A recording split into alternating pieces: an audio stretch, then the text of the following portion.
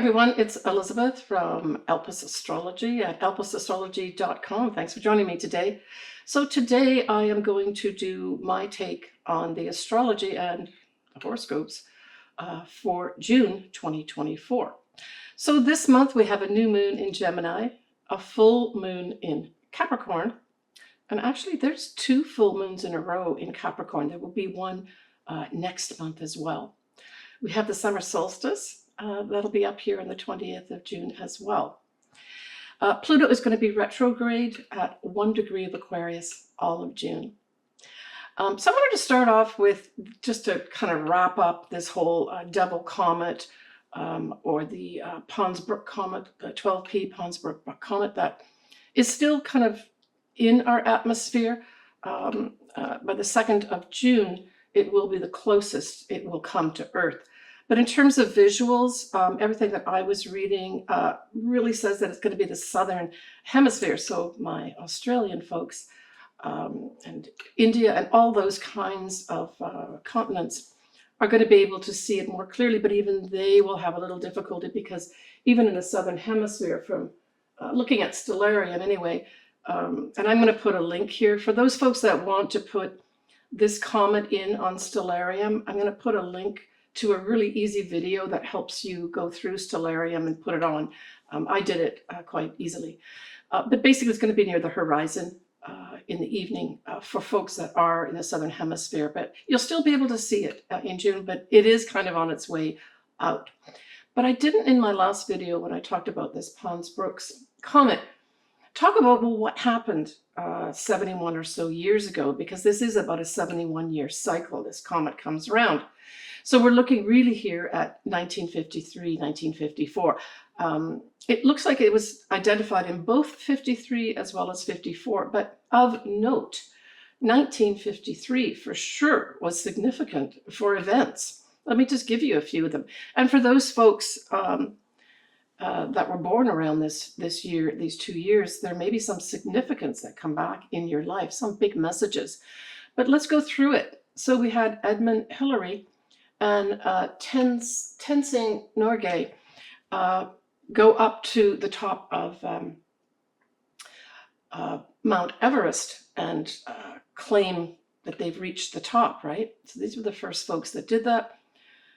Queen Elizabeth, she had her coronation in 1953. We also had Watson and Crick, as well as Rosalind Franklin, discover the whole helix, right? The DNA helix. So we had Stalin, who was like one of the most murderous dictators of our time, died. And I didn't realize it was not so long ago that Salk actually invented the polio vaccine. And in fact, apparently he inoculated his whole family before then it rapidly went out to the world population, right? For everyone to be vaccinated against polio. So pretty significant stuff, right? When we look at that whole comet that I spoke about, the other thing that happened in 1953 was Dwight Eisenhower, he was a Republican, was inaugurated in 1953. So that's another thing that happened. So there was a lot of changes with regards to government positions or monarchy positions in 1953. And he's just the final one that I wanted to mention. So when we look at the first lunation of the month, well, it is going to be a new moon in Gemini. And nicely, we have Mercury in Gemini as well as Venus. So we've got the ruler of Gemini, Mercury, in its home sign. So just this alone is very positive, right? This is going to be on the 6th of June at 5:37 a.m. and that's Pacific Daylight Time. It's at 16 Gemini, 17 minutes. And, one of the things that came to my mind was that this is going to be a very flirtatious, we're entering into the summer season coming up, right, with the summer solstice, sort of mid-month in June. I just took this as a very flirtatious time, maybe more on a personal level. But it also speaks to, changeable emotions as well. So it could bring in some new romances for folks, but they may not lead to anything more than kind of like a summer fling or summer flirtation type thing. But the other thing, of course, that Gemini stands for is communications. And with all the support of Mercury and Venus here, we're really talking about a lot of communications going on, right? And this moon and sun also sextile the north nodes, along with Chiron, that's in Aries, right? So there's going to be some new information with regards to our collective and our future moving forward, right? In terms of a new start of some sort. Now, the only fly in the ointment is that this sun and moon is square to Saturn in Pisces, right? Anything in Gemini squares anything in Pisces. And really, I saw this as I actually saw this as a positive thing, because with so much Gemini, there could be a lot of excitement and a lot of chatter and a lot of information being tossed around, but not necessarily important information or relevant information. That square to Saturn can say, let's do some facts checks on that. So I think we're going to see a lot of activity with regards to a lot of chatter. And that, we're going to have that fact check going on too, which is awesome, right? And I think this may lend itself more to the political sphere, but it could also be in our life as well. So as I said, this is around 16 degrees of Gemini. So for you to have in your own chart something significant like your ascendant or your sun at this degree point, this could actually promote a whole newness for your year. So I want to wish all my clients, as well as my viewers that are Geminis, a happy new year to you. My daughter Victoria was born around this time. She is a Gemini, so I wish her happy birthday. Towards the end of the month, I have my granddaughter Penelope, who is her birthday, although she just enters into Cancer for her son. So happy birthday to both of those. When we look at other things, we look at Jupiter here trying to Pluto, that is retrograde, but still this is really positive. So Jupiter is going to expand favorably anything with regards to what? Humanitarian types of activities. Electronic communications, like the social media, could be abuzz around that 6th of June and new moon in Gemini. The ruler itself, Mercury, will be at 6 degrees of Gemini. And at that time, Jupiter will be approaching Mercury. And so I saw this as we've got a lot of legal stuff going on right now that we have all over the news. So I think that this is going to bring, once Jupiter hits Mercury, just sort of around that 17th of June time period, I think where Mercury and Venus will be conjunct at 0 degrees of Cancer. I think that may be a time period where we're really going to see some significance going on here with regards to some kind of thing coming up with regards to all these legal matters that will have some substance behind it. So the 17th of June is when Mercury and Venus will be at 0 degrees of Cancer. And of course, Cancer can refer to things like the mother, but it can also refer to our homeland. And that's how I see it. Some new starts here. And this is right around the solstice time period as well. So we've talked about the new moon here. We've talked about the Mercury conjunct Venus. So certainly if you've got something, say, around that 0 degree mark of Cancer, this could bring in what? It could bring in some good news about money for you. It could bring in some good news about a love in your life. But it can also bring in some good news about a family situation, because Cancer does really refer to Cancer situation. In particular, your mother is featured. And because the solstice does begin around the 0 degree mark of Cancer, that 17th of June could be a standout with regards to something happening that manifests more clearly, not only, say, at the solstice itself on the 20th, but for that whole time period, right? The 3 months before we go to the next new season, right?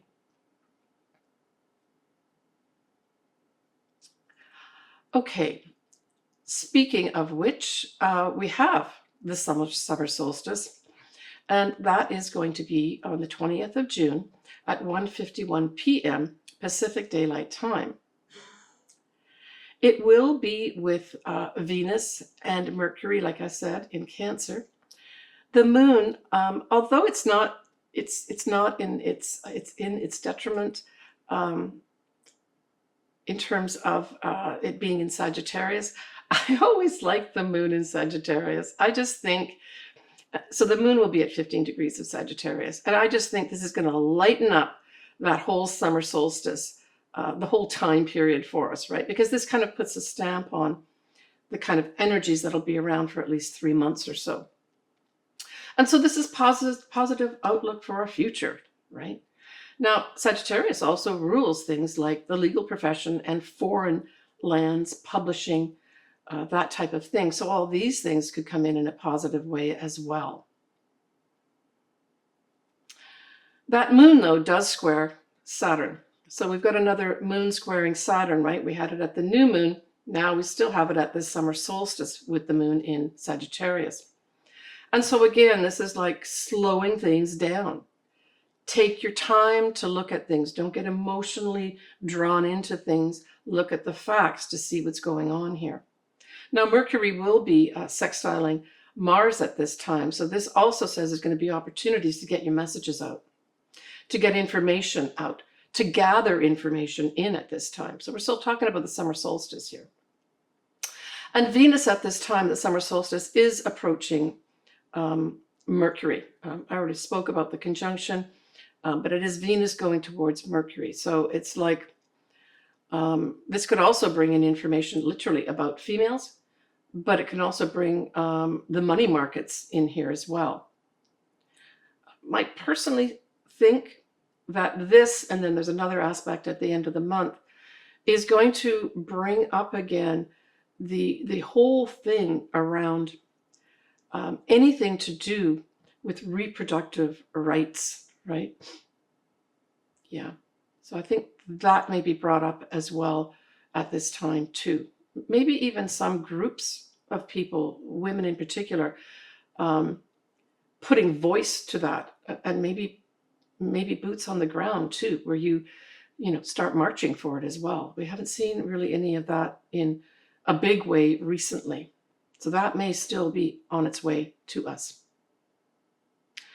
So the next lunation we have is going to be the full moon in Capricorn, and that's going to be on the 21st of June at 6:08 p.m. And this is at 1 degree of Capricorn, 7 minutes. And as I mentioned at the beginning, there's going to be a second full moon next month as well, but it'll be at 29 degrees of Capricorn. So we get the beginning of Capricorn and then the end of Capricorn as well. And of course, because it's a full moon, we have the sun in the opposite sign of Cancer at 1 degree of Cancer, right? So we have a lineup here of, first of all, we've got the moon in Capricorn, but it's really kind of on its own in many respects, except by the opposition with the sun. It's really the sun that is taking center place here, because it's going to have the Venus as well as Mercury all lined up in Cancer.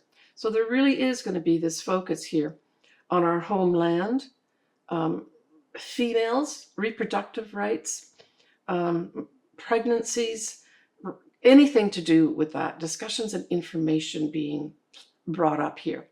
And remember, we have Neptune at 29 degrees Pisces at this time too. So that's a culminating energy, right? A culminating energy with regards to our spiritual lives, and as well as our aspirations and inspirations as well, right? We have Mercury that is sextile Mars at this time still. We had that also up at the summer solstice, which was just literally the day before, right? So this full moon happens right after the summer solstice. So it's kind of tied into it, even though obviously the moons are different, right? And so we also have that happening where this whole Mercury sextile Mars is carried on for another day, where great activity around communications, around information, that type of thing, especially gathering information, right?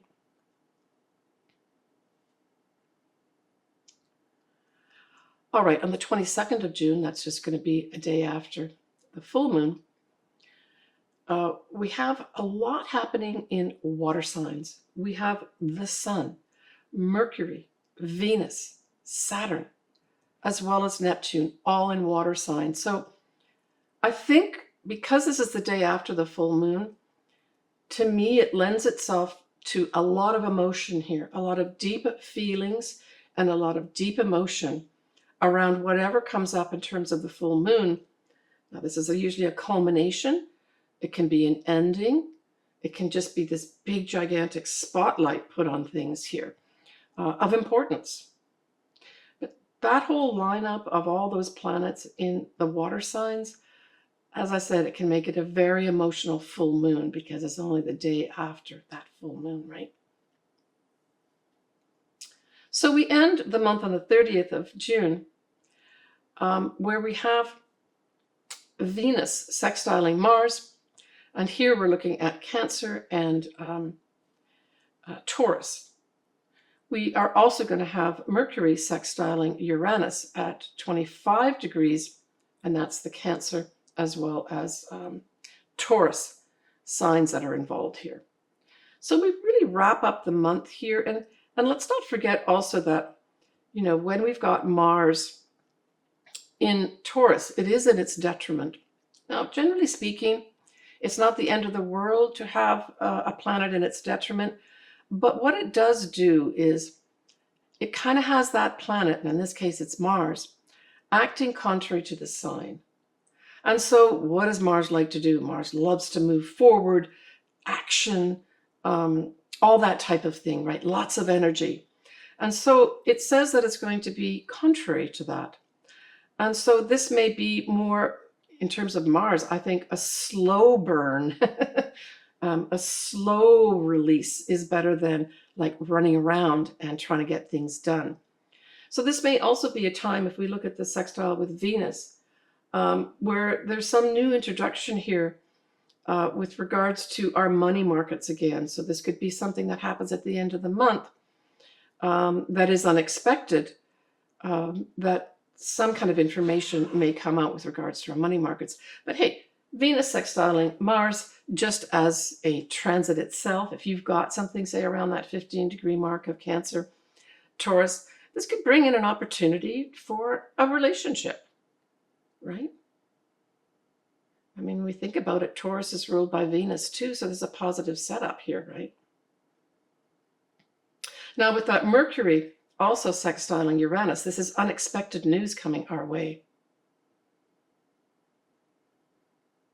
I mean, maybe something else is going to pop out with regards to all the legal matters going on right now that is going to be significant for us. But we're talking about, you know, Mercury being in Cancer. And as I said, Cancer really refers to the family. It refers to the mother in particular, reproductive rights, anything to do with having children, that type of thing. So we may end the month with more unexpected information coming in here, and maybe unexpected discussions of import, right? So when we give a little peek to July, we're looking at a new moon in Cancer and a full moon again in Capricorn. So this is the second full moon in Capricorn over 2 months, June and July. And we will also have Mars is going to be sextiling Neptune at 29 degrees. So this is going to be significant too. This will be some kind of opportunities with regards to, I think, changing up the old guard finally and getting rid of it, right? Because the 29 degrees is the culminating degree of energies, and Mars is energy. So we'll talk about that next month in more detail. So let's move on now to the actual either sun signs and or ascendants. You pick which one. I would say it might be a good idea to listen to both. Start off with your ascendant so you understand the areas of life potentially being involved here. And then listen to your sun sign to just gain additional information that might be important. So Virgo, that new moon in Gemini squares your sign, and it involves the 10th house. So this can bring up some challenges with regards to your career, your reputation, your social standing, that type of thing. Now, it is in Gemini, so it really suggests that there's some kind of communications are involved here, maybe even a writing project of some sort. For some Virgos, you may be asked to rewrite something, literally, right? Gemini being the writer, 10th house being your career. If you do a lot of writing, you may have to do some rewriting here and produce something that's viewed as more quality product, right? For others, you may just be having difficulties with regards to communications at your job, your career, people misunderstanding you. So I would say, Virgo, make sure that, especially around that new moon, which is around the 6th of June, that all your communications, double check your communications that you send out, especially emails, right? How you speak is going to be important at this time too, especially with regards to anything in your career. Just pay attention to that and you should be fine, right? For others though, you may just have thoughts, because Mercury ruling Gemini can also speak to thoughts. You may start getting thoughts where you say, you know what, I don't think I want to do this job anymore.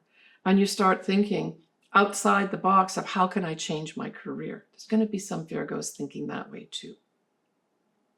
And it's a new moon, so this could be a good time for you to put some new initiatives out there if that is the case. When we look at the full moon in Capricorn, well, that trines your sign, right? Because you are fellow earth signs. And that's involving the 5th house. So this is kind of exciting, Virgo. So you've got that 5th house aspected twice, this month in June and then also in July. So there's a two-part process going on here with regards to culminating energies with regards to what? Well, the 5th house is your own business. So for those Virgos that are putting together their own business, there may be a 2-step process to get that done. For others, this could be to do with your children. For others, it could be literally to do with a new love, where you quickly maybe evolve through different stages of a romantic relationship, right? Starting in June and ending in July. But it's a trine. So this is favorable energy beaming your way to all things that are 5th house. Now, the 5th house also rules creative projects. So I know a lot of Virgos that get involved in creative things like writing proposals and that. So this also could have you having some outstanding culmination with regards to you wrapping up a proposal, maybe more than one proposal, one in June and one in July as well. But this is positive energy for you, Virgo. So for those that fit in that category, this could be some really, next couple months could be really beneficial for you to finally wrap up some of these creative projects that you put so much energy into, right? Take care, Virgo. All right, everybody. I'm wishing everybody a happy start to their summer, because of course the official start here in the Northern Hemisphere starts this year on the 20th of June, certainly Pacific time. But then of course we're looking at the Southern Hemisphere, where we're looking at the beginning of winter, right? If you'd like your chart done, or you'd like a combo done where I put together a quick look at your astrology and I do a tarot reading, I have a service to do that too. I love doing anything to do with astrology as well as the tarot cards. So feel free to reach out to me. If you're not sure what to do, you can always just email me and we can discuss stuff back and forth, or you can go directly to my services tab and pay there. But I really am wishing everybody a very, very happy and positive and loving and supportive summertime period. Get out there and enjoy yourself, and don't be afraid of being you. I'll talk to you all next month in July. Bye for now. Sending you lots of love.